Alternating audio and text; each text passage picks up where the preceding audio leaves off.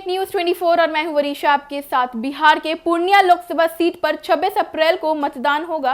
ये सीट एक शख्स की वजह से सुर्खियों में छाई हुई है और वो हैं पप्पू यादव, जो निर्दलीय उम्मीदवार के तौर पर जेडीयू और आरजेडी के उम्मीदवारों को चुनौती दे रहे हैं। हालांकि प्रधानमंत्री के पटना आगमन से पहले पप्पू यादव का एक प्रेस कॉन्फ्रेंस आयोजित किया। आप इससे पहले इस वीडियो में सुनिए कि उन्होंने क्या कुछ कहा है।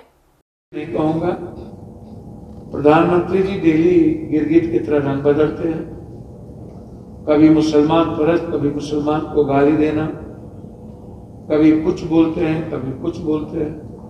जिनको अपनी जुबान पर नियत नीति दोनों में अंतर है, उनके लोग कुछ बोलते हैं। प्रधानमंत्री जी मेरे लिए आदरणीय है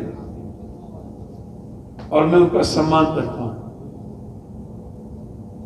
लेकिन प्रधानमंत्री जी को एक ही भरोसा था, राम पर, जिसको दोनों शंकराचार्य ने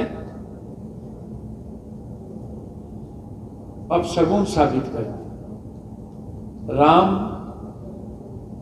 को जो लाए हैं हम उन्हीं को लाएंगे। राम नहीं होते तो हम कहां होते। राम थे, राम हैं, तभी तो हम लोग हैं। राम को लाने वाले कौन लोग होते? एक तो यही अपशगुन हो गया, और दूसरा अपशगुन हो गया कि खरमास में नक्षत्र तब सब खत्म हो गया। तो जैसे हनुमान जी ने हराया कर्नाटक, राम जी इनको हराएंगे यूपी और देश। इसलिए राम के साथ धोखा हुआ। मैं यही कहना चाहूंगा, प्रधानमंत्री पर इस देश न उम्मीद कर रहा है, न विश्वास कर रहा है, और न अब सपने हैं, न कोई जलवा है। मैंने पहला लाइन यही था, यदि फिर से ये कोई नई चाल या कोई नया खेल नहीं खेला तो कुछ नहीं। प्रधानमंत्री जी और बीजेपी चली गई। जी डेली गिरगिट की तरह रंग बदलते हैं। कभी मुसलमान परस्त, कभी मुसलमान को गाली देना, कभी कुछ बोलते हैं, कभी कुछ बोलते हैं। जिनको अपनी जुबान पर नियत नीति दोनों में अंतर है, उनके लोग कुछ बोलते हैं। प्रधानमंत्री जी मेरे लिए आदरणीय है और मैं उनका सम्मान करता हूं,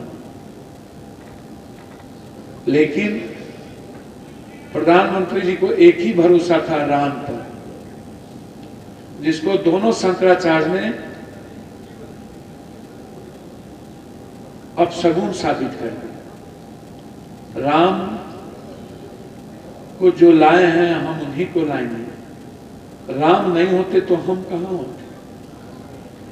राम थे, राम हैं, तभी तो हम लोग हैं। राम को लाने वाले कौन लोग होते? एक तो यही अपशगुन हो गया, और दूसरा अपशगुन हो गया कि खरमास में नक्षत्र तब सब खत्म हो गया। तो जैसे हनुमान जी ने हराया कर्नाटक, राम जी इनको हराएंगे यूपी और देश। इसलिए राम के साथ धोखा हुआ। मैं यही कहना चाहूंगा, प्रधानमंत्री पर इस देश न उम्मीद कर रहा है, न विश्वास कर रहा है, और न अब सपने हैं, न कोई जलवा है। मैंने पहला लाइन यही था, यदि फिर से ये कोई नई चाल या कोई नया खेल नहीं खेला तो कुछ नहीं। प्रधानमंत्री जी और बीजेपी चली गई। प्रधानमंत्री के पटना आगमन से ठीक पहले पप्पू यादव का एक प्रेस कॉन्फ्रेंस हुआ, जिसमें आपने सुना कि जैसे कि पप्पू यादव साफ तौर पर नरेंद्र मोदी के खिलाफ कटाक्ष करते हुए नजर आ रहे हैं। उनके पटना आगमन को लेकर वह सवाल भी उठा रहे हैं। यहां तक कि उन्होंने प्रधानमंत्री को गिरगिट तक की तुलना करते हुए कहा है कि प्रधानमंत्री मुसलमानों के खिलाफ बोलते हुए नजर आते हैं। वह कभी हिंदुओं के प्रति संवेदना दिखाते हैं तो कभी अन्य धर्मों के प्रति। उनका बयान हर पल बदलता है, जिसके कारण जनता परेशान और त्रस्त है।